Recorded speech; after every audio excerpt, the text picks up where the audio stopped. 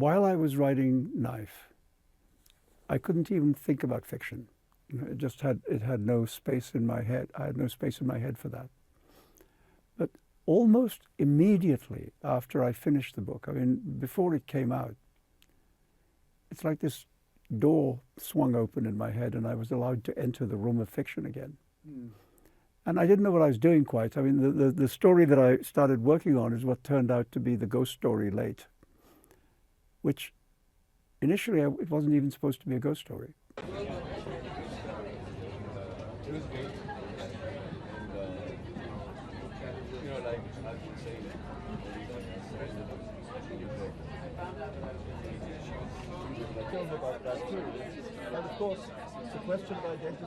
I think maybe all of us think about, you know, what do we amount to in the end? What did our life add up to? Was it worth it, or was it trivial and forgettable? And if you're an artist, I mean, you have the added question of, will your work survive? Not just will you survive, but will the things you make endure? Because certainly if you're my kind of writer, that's what you hope for. You know? And it would be very disappointing to feel that they would just vanish. But I'll never know, you know, but somebody will.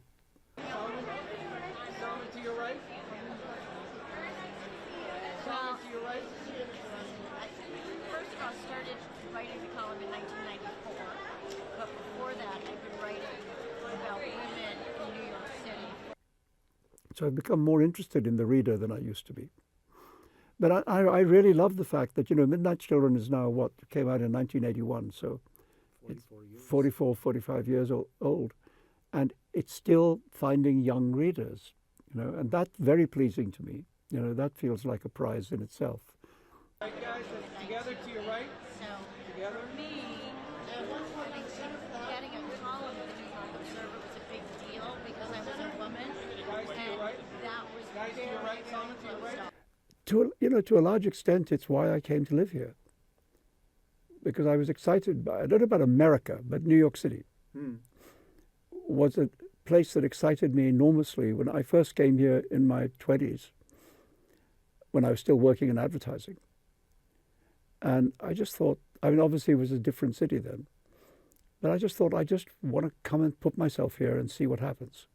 I just had an instinct that it would be good for me. And then, you know, life intervened and I didn't do it for a long time. And then around the turn of the century, I told myself, well, if you're ever going to do it, you better do it, because otherwise, when are you going to do it?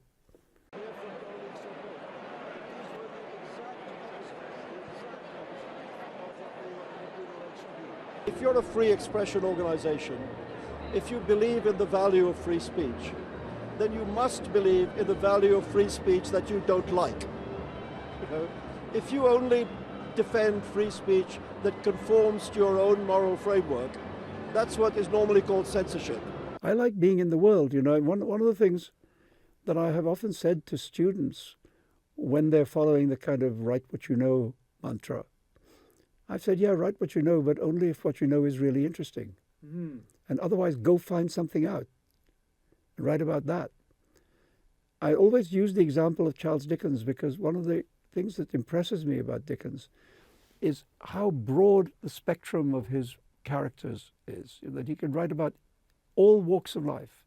He can write about pickpockets and archbishops with equal credibility. And that must mean that he went to find things out.